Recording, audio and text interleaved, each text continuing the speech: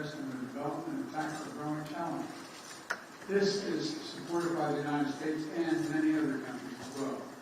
Next, we're launching a new era of technological cooperation between the United States and Kenya. That means new partnerships with industry, artificial intelligence, semiconductors, and cybersecurity. New initiatives to expand affordable internet all across East Africa. New education programs that bring Kenyan students to the United States to study in the STEM fields. And I'm proud to announce that I'm working with Congress to make Kenya the first country in Africa to receive funding through the CHIPS and Science Act, which has served us well. This funding will link their supply chain to the United States and to our partners, and spur innovation that extends from Silicon Valley in California to Silicon Savannah in Kenya, which, by the way, is already a $1 billion tech hub. Already a $1 billion tech hub. Finally, we're ensuring democracy delivers for our people. That includes Kenya's diaspora community here in the United States. 2 years ago, the nation's first Black Vice President, President Kamala Harris, launched the nation's first Presidential Advisory Council on African Diaspora Engagement. Today, we're building on her work to strengthen long-standing bonds between our people. I also want to thank you, Mr. President, for taking action to implement the long-awaited public benefits organization, which provides historic protections for civil society and NGOs all across Kenya. Like you, I believe the future is going to be won by countries that have unleashed the full potential of the population, including civil society, women, and young people. I look forward to working together to implement this act and jumpstart the anti-corruption reforms for all democratic values to find peace together. Now, let me close with this. Taken together, these are responsibilities Kenyan Americans must meet in the years ahead. Meet together as partners for security, for prosperity, for innovation, and most importantly, for democracy. But I know these responsibilities will wait for the best of us. And I know we'll bring it out on our nation together. So I want to thank you for, again, Mr. President, for being here and knowing we have you here.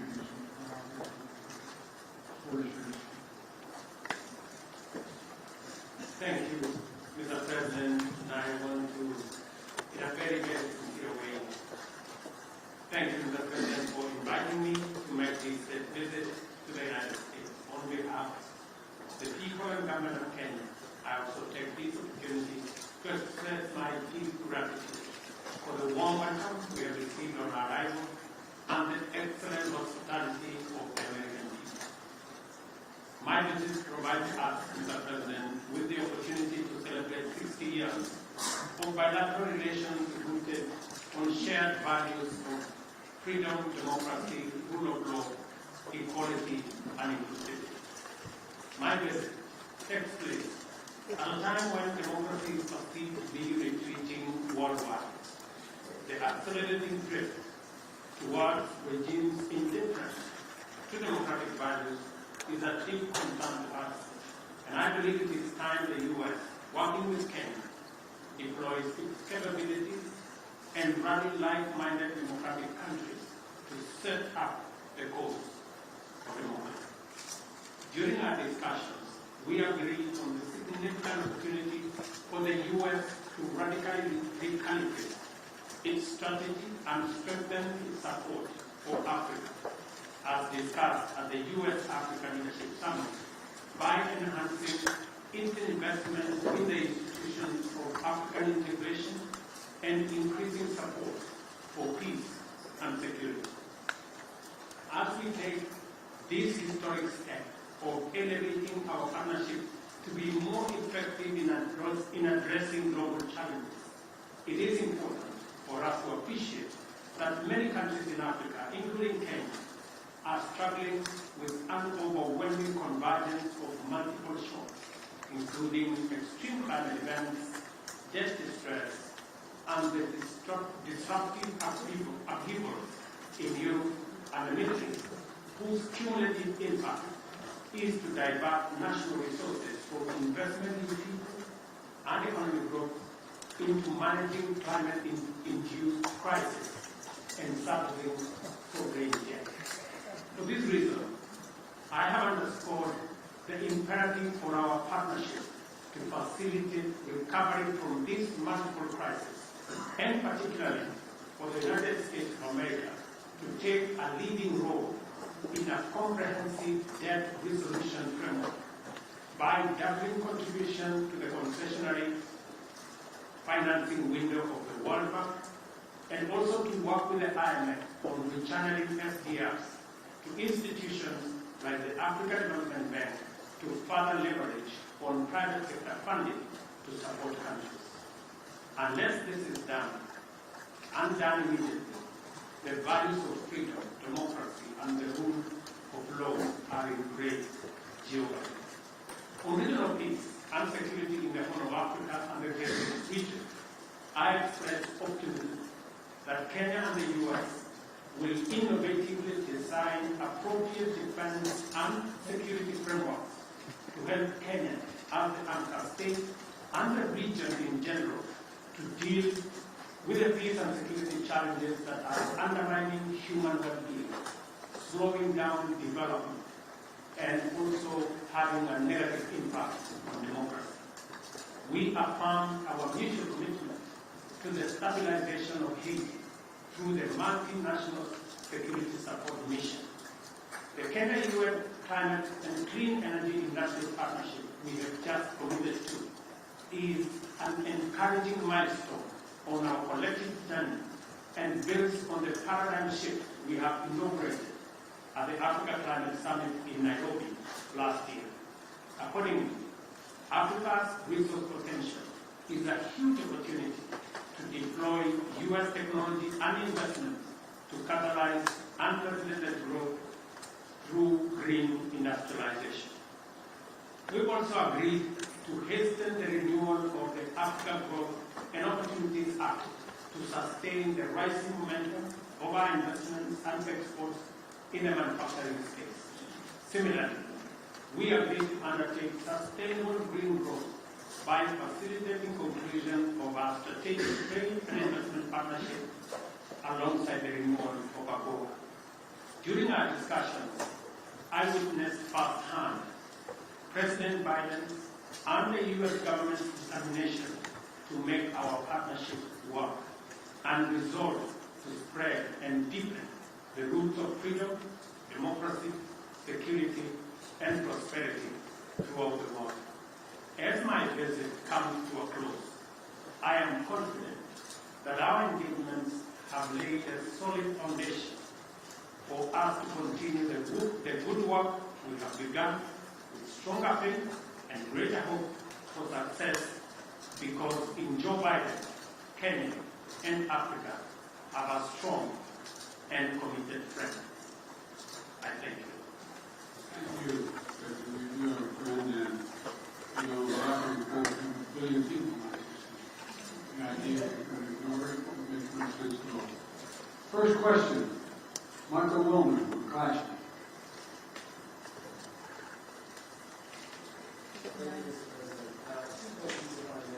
No, one.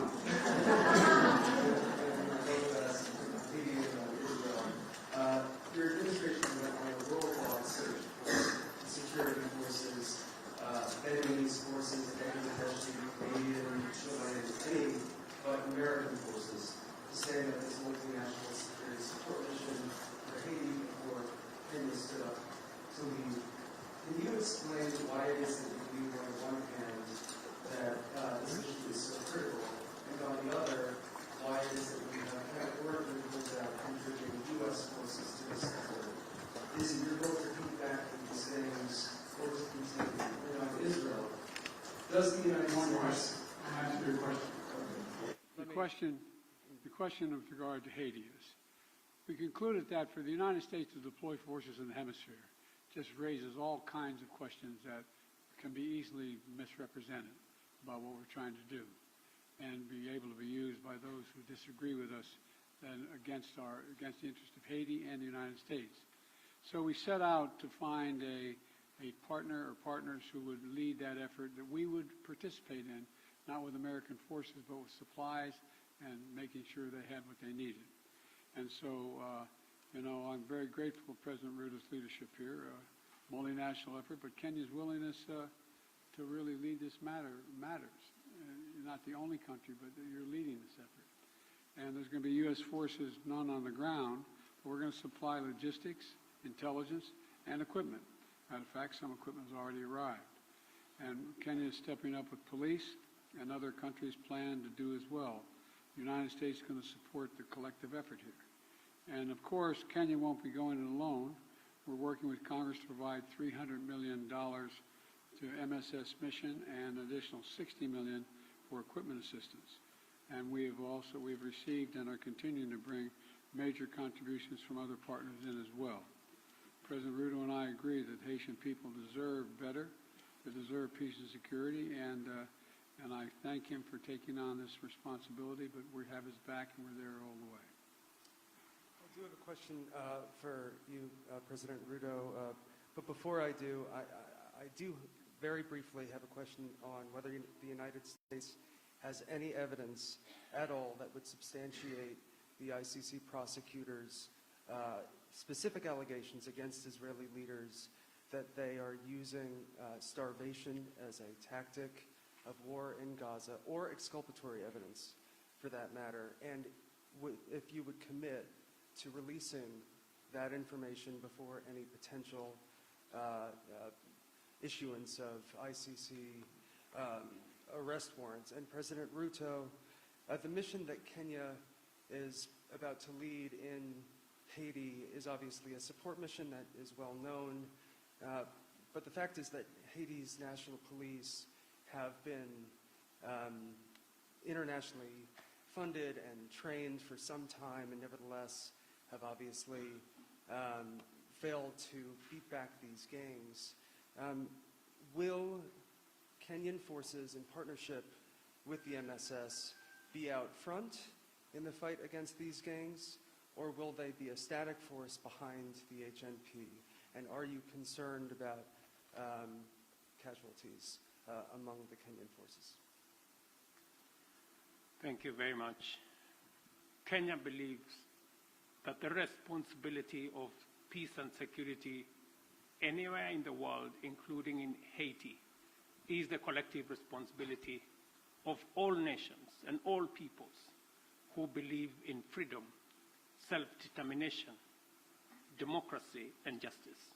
And it is the reason why Kenya took up this responsibility, because we have been participating in peacemaking, and we have been participating in peacekeeping over the last 40 years in 47 countries, including very difficult neighborhoods like what we're going to face in Haiti.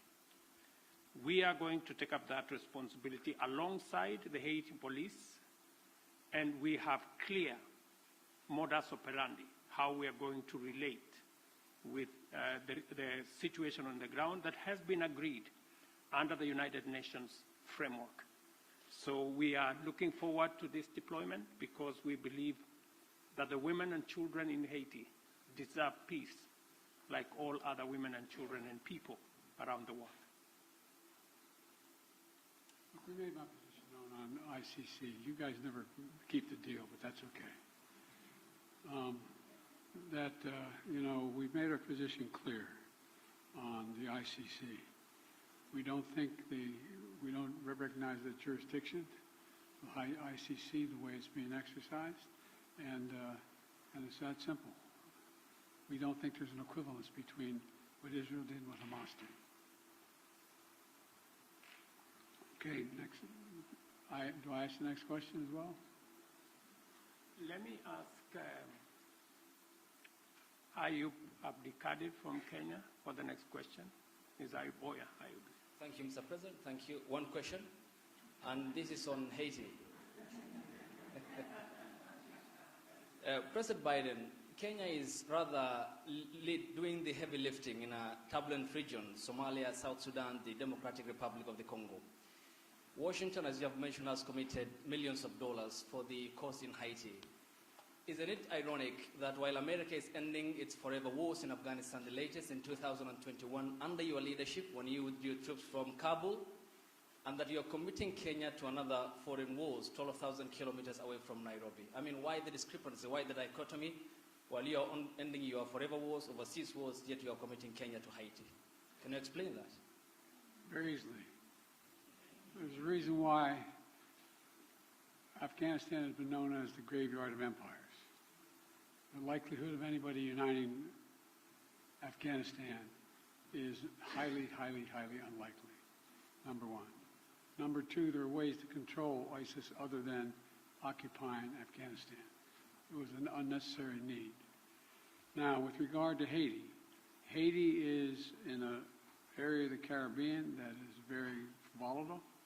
There's a lot going on in this hemisphere, and we're in a situation where we want to do all we can without us looking like America once again is stepping over and deciding this is what must be done. Haitians are looking for help, as well as the folks in the Caribbean are looking for help. And so we checked out with a number of other countries. The one who stepped up was Haiti. We committed to provide the wherewithal, the intelligence and equipment and the like to Haiti. And so it's a logical thing. And you have a first-rate capability, and you keep your word. That's an important dynamic. I agree with President Biden that Kenya's participation in Haiti is not so much about what happened in the past. It's about what we believe in, the peace and security of humanity. And we don't find that the U.S. is committing Kenya because the U.S. cannot commit Kenya. I am the president of Kenya. It's me to make that decision. And it's the people of Kenya to commit their own troops using their own structures. We've gone through the processes in Kenya. Parliament has approved. We have a clear mandate. We have a clear framework. And it is us, the people of Kenya, who made this decision in the interest of serving peace and stability as a responsible global citizen and understanding that insecurity, instability anywhere is insecurity and instability everywhere. And by the way, you asked about, you implied that we weren't doing anything anywhere else. Well, we're kind of occupied around the world, but we're also engaged in Congo, in the neighborhood. And, we're going to continue to help alleviate human suffering there. The United States is the largest humanitarian donor, providing $375 million in humanitarian funding just this year, including support for more than 6 million displaced people from the DRC. So we are engaged in more than one place. Follow up to my president, Dr. Ruto. You said that Kenya is committed, and in your Carter speech in Atlanta, you said it's based on humanitarianism, helping Haiti out. But can you explain the geopolitical goal, 12,000 kilometers away from Nairobi, when schools in the counties of Baringo, West Pokot, and Turkana have not yet opened because of the banditry problem, yet you are committing our national police force to Haiti, and where is the priority? This being one of your major manifesto pillars, talking about security, and to the extent that even the Defense Cabinet Secretary talked about the deployment of, if need be, the Kenyan military or the special personnel to make sure that schools are open, children go to school in areas that are bandit-prone in Kenya. Why are you committing to Haiti when we have a problem back home? Is it an irony that you are putting the fire in the faraway neighbor's home when on our own home is on fire? Thank you very much. I made a commitment to the people of Kenya to sort out insecurity in the North Rift. I have followed that with action. As we talk, there are 3,000 military officers in the North Rift, 2,000 police officers in the North Rift. We have renovated the first 15 schools and completed. We have reopened 20 schools already that were closed in the North Rift.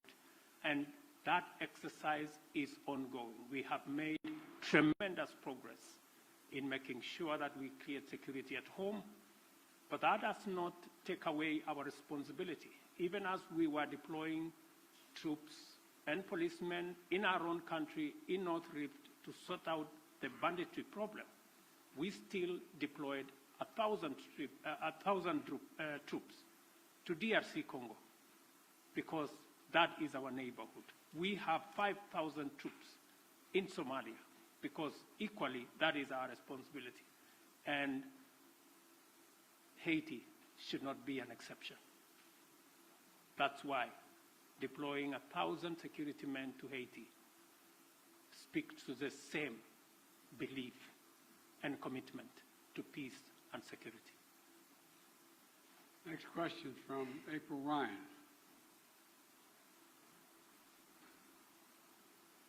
Mr. President, President Biden, President Ruto, thank you. First of all, when you talk about Haiti, President Ruto, you said Haiti is a collective responsibility for all nations. And for you, Mr. President, President Biden, President Ruto, do you believe that these nations can break the back of this militia that has gripped the nation there? And also, when it comes to Congo, thank you, Mr. President, for bringing up what the United States is doing for the Congo, especially as that flag was behind you at Morehouse. Mr. President, could you tell me what the African Union is doing, as well as Kenya is doing, when it comes to the humanitarian crisis in the Congo? Thank you. What was my question? Sir, your question was Haiti. Can the United States and Kenya, or the nations collectively, break the backs of this coordinated militia that has the grips of the nation, that nation? Thank you. Yes.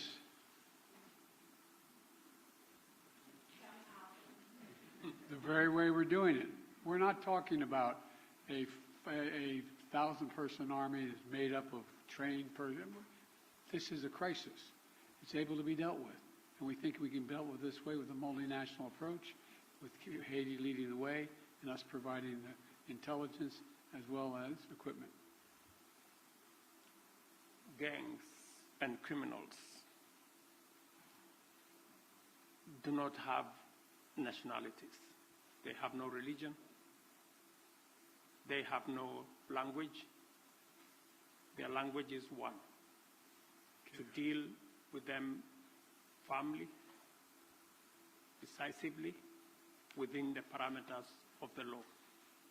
And that's why we're building a coalition of nations beyond Kenya and the US, many who are making contribution towards the MSS force in Haiti to secure that country and to break the back of the gangs and the criminals that have visited untold suffering in that country.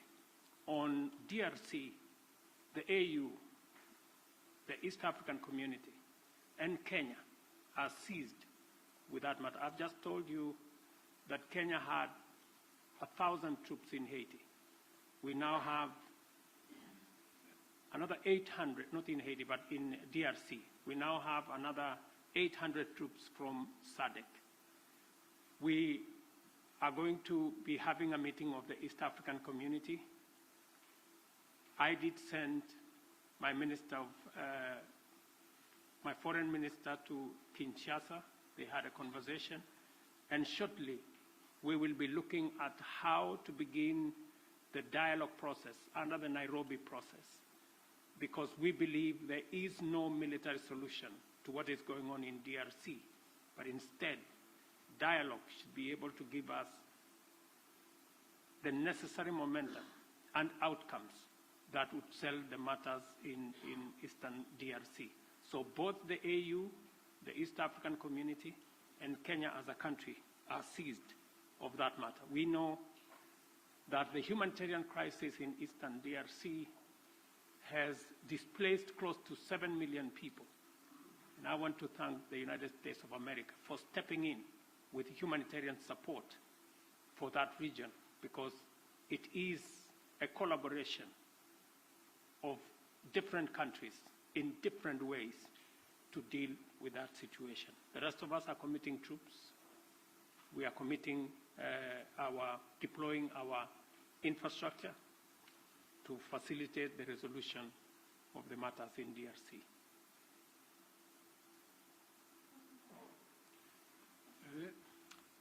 Let me ask Nancy Agutu from Kenya. She's here. Okay, Nancy. Mr. President, Africa is asking America to lead the way and double its contribution to the World Bank's international development assistance to help developing countries access more financing, to alleviate debt distress, and to tackle climate change. What is your commitment on this? Thank you. I'm sorry, I didn't catch all your question. Sorry, I'm saying Africa is asking America to lead the way and double its contribution to the World Bank's international development assistance to help developing countries to access financing to alleviate debt distress and to tackle climate change. What is your commitment on this? We made a major commitment to this. Number one, as I said, the United States has long championed international financial institutions that provide low-cost concessional resources to the poorest developing countries, including from the IMF. To that end, my administration helped design and establish the IMF's new initiative that provides low-cost funding for countries that are taking steps to enhance their resilience. Important partners in Africa have the capital they ensure they have the capital they need to invest in their futures. We heard them and we stand with them. Now, that's why we've worked with Congress to enable the United States to make available in the coming weeks up to $21 billion in new lending resources to the IMF Trust Fund that provides concessional lending to the poorest countries. It's a little like, having to go when you're in debt, having to go and find someone to help you out. That's what this is about. We believe supporting friends and this partnership is we're happy to do our part. And look, we've also doubled our commitment to the IDA. And I'm proud the United States is the biggest donor to the IDA in this cycle. I'm proud to be working alongside Kenya to support robust financing and policy packages that are going to help the most vulnerable countries address their investment needs. There's debt and there's growth. And you got to deal with the debt before you deal with the growth. And so we're trying to use international lending organizations to be able to provide that capability so people can grow. That's what it's about. Will you allow me to make this Whoa!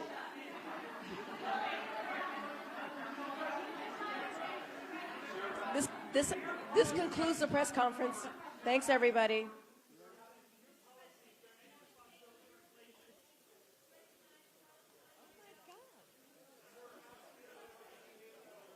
Thanks, you, everybody. This concludes the press conference.